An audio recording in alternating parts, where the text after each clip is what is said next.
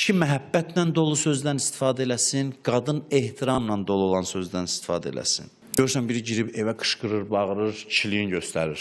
Mən kişiyəm, yəni evdə mən gəlmişəm. Ha ki, qadına tövsiyə eləməli olsun, desən ki, bunu böyüklüyünü qoruyub, bu aram olsun sakin. Bunun davası budur, bu böyüklük davası eləyir. Buna bir şey gəlmə, təvazökarlıq elə, söz dinən bir iki dənə, sən ağasan, sən, bunun xəstəliyi budur, bunun istədiyi budur. O saat aram olub, gedib oturacaq yerində. Buna sən göstərmirsən, bu da əsəbləşir ki, necə eləyim, axı mən kişiyəm, evdə gərək kişiliyimi göstərəm. Başlayır qışqırmaqla, bağırmaqla, göz ağartmaqla onu göstərmək. Sən elə əvvəldən ona təvazökarlıq elə ki, bu sakitləşsin, sən də başı ağırtmasın, getsin, otursun, öz işləri ilə məşğul olsun. Kişinin xüsusiyyəti belədir. Üzr istəyirəm, kişi qadına deyə bilməz, mənim sultanım, nəyim. Heç qadının xoşu gəlməz o sözlərdən. Bu zarafat kimi qəbul oluna bilər. Qadın xoşlayır ki, ondan mehriban danışsınlar, ona məhəbbət göstərsinlər.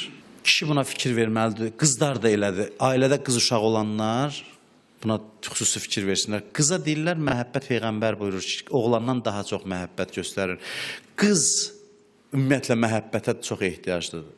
Onun ürəyi tez sınır. Qadının ürəyi tez sınır. Kişi də bunu başa düşmür. Deyir, nə oldu? Buna elə bir söz dedin. Adamın da elə bu sözdən ürəyi sınar. Sən adam deyib ümumiləşdirmə. İki növ adam var. Bunu yaddan çıxartmayın. İki növ adam var. Bunu bir dəfəmlik bilək. Kişi növü var, qadın növü var. Kişinin ürəyi sınmaz denən bu sözdən. Sən özünlə onu müqayisə eləmə. Onu fərqli yaradıblar, səni fərqli. Sən demə, nə oldu elə hər sözdən bu inciyir? Sən gərək inciməyəsən kişisən, amma o gərək incisin qadındır. O inciməlidir.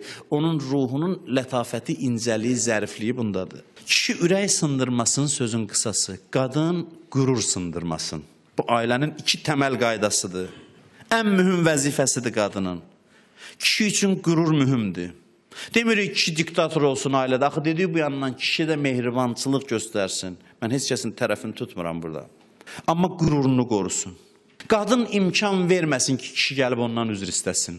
Qadın imkan verməsin. Çünki özünə də ziyan vurur. Qadın bundan xoşlayırsan ki, yanında bir qürursuz kişi yaşasın. Axı sənə mühüm olan budur ki, qürurlu olsun, onun qüruruna sığınasan.